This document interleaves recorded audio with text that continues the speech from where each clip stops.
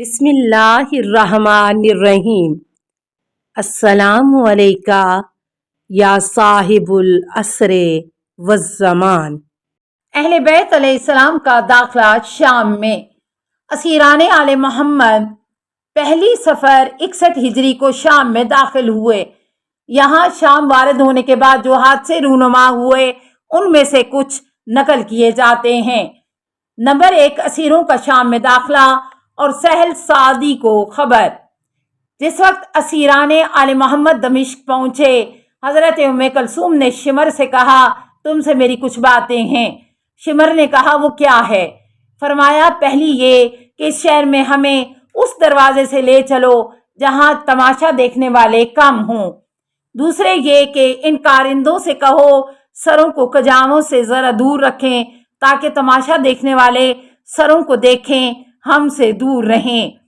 لیکن شمر نے اپنے شدید عناد کی وجہ سے اس کے برخلاف حکم دیا اور سروں کو کجاووں کے درمیان رکھا جائے اور اسی دروازے حلب سے لے چلیں جس میں تماشائیوں کا زیادہ مجمع ہے۔ لہوف صفحہ 174، نفس المحموم صفحہ 239۔ اہل بیت کس طرح دمشق میں لے جائے گئے اس کی وضاحت کے لیے سہل بن سعد سعدی کی روایت کافی ہے، جو اس وقت بیت المقدس کی زیارت کے لیے شام پہنچے تھے۔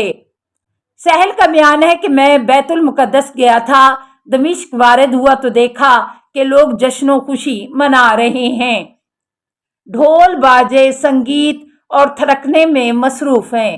میں نے اپنے دل میں کہا قطعی طور سے آج شام والوں کی کوئی عید ہے۔ میں کچھ لوگوں کے پاس پہنچا جو آپس میں بات کر رہے تھے۔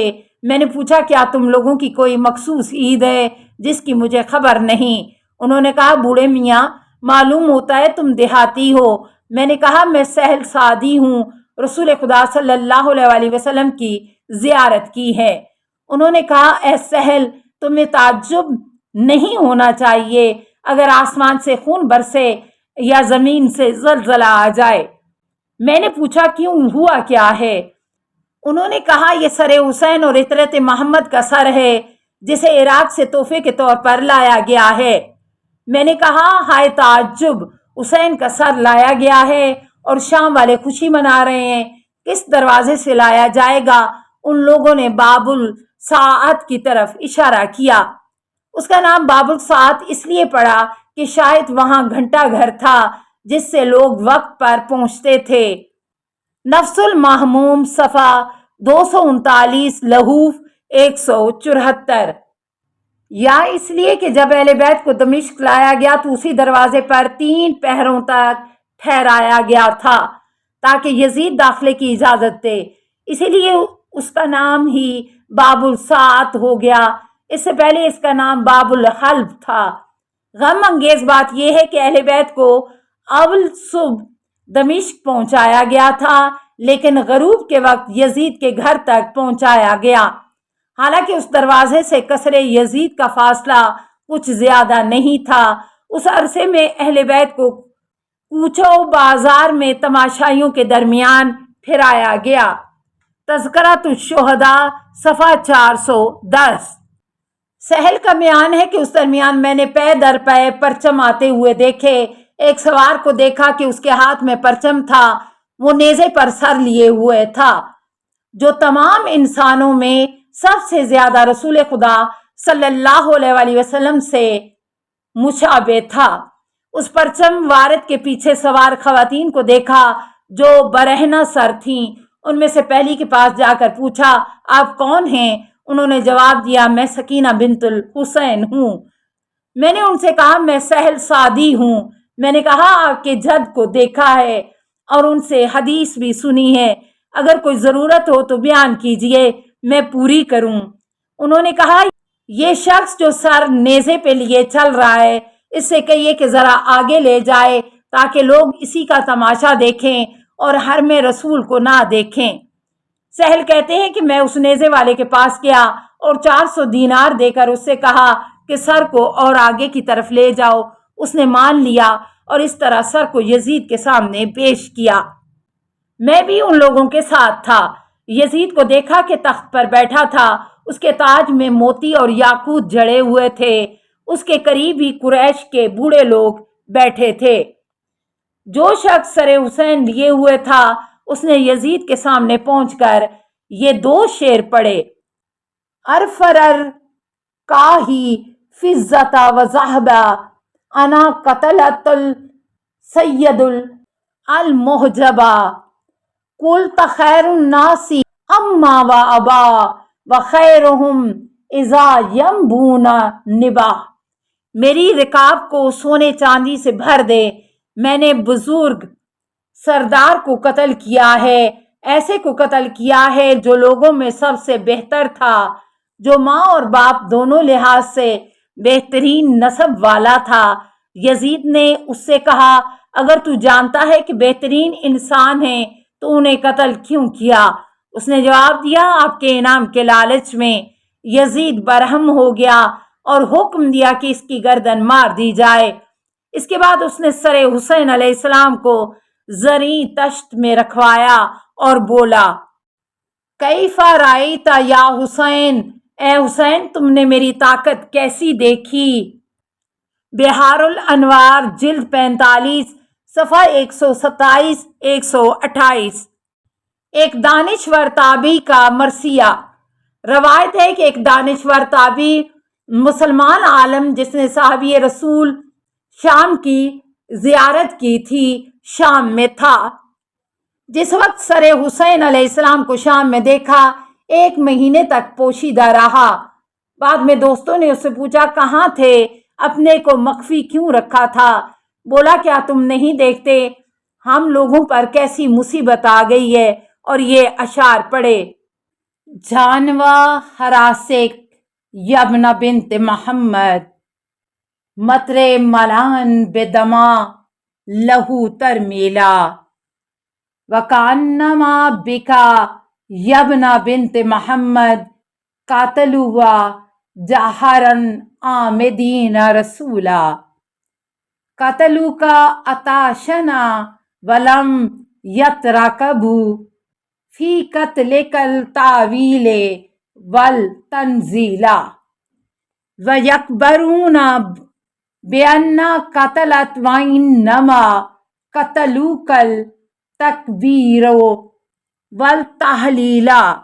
یہ دشمنان دین آپ کا سر لے آئے، اے بنت رسول کے فرزند، جو آپ کے خون میں اچھی طرح سے بھرا ہوا تھا۔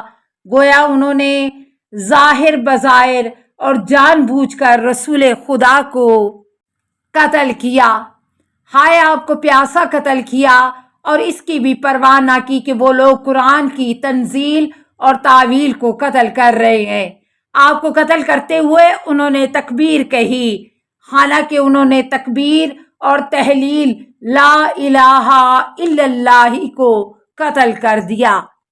ترجمہ لہوف صفحہ 11، نفس المحموم صفحہ 240۔ اہل بیت علیہ السلام مجلس یزید میں اسیران آل محمد صلی اللہ علیہ وآلہ وسلم کو اس حال میں مجلس یزید میں لے جایا گیا کہ وہ ایک رسی میں بندھے ہوئے تھے۔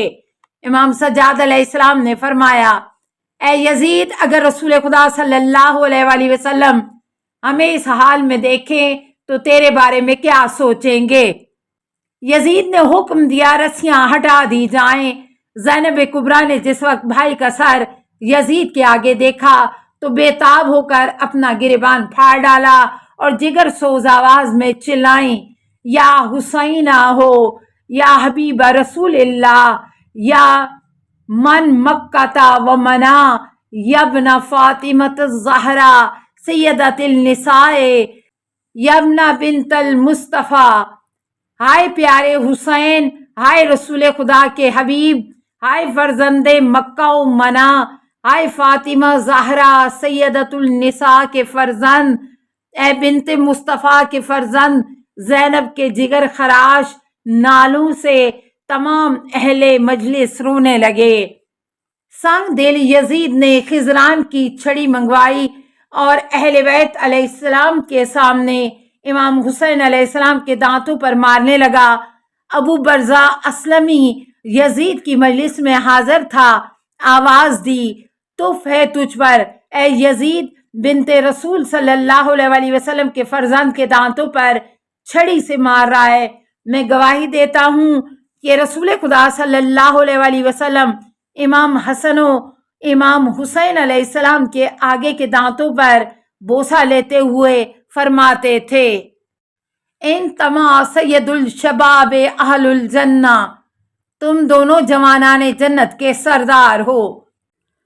السلام علیکہ یا صاحب العصر والزمان، الامان الامان الامان من فتن الزمان، السلام علیکہ یا خلیفۃ الرحمن، السلام علیکہ یا امام الانس والجان، السلام علیکہ یا مظہر الایمان، السلام علیکہ یا شریک القرآن، السلام علیکہ یا قاطع البرہان، السلام علیکہ یا امام زماننا، ھذا اجل اللہ فرجک وسہل اللہ مخرجک وظہورک، السلام علیکہ ورحمۃ اللہ۔ اللہم صلی علی محمد و آل محمد۔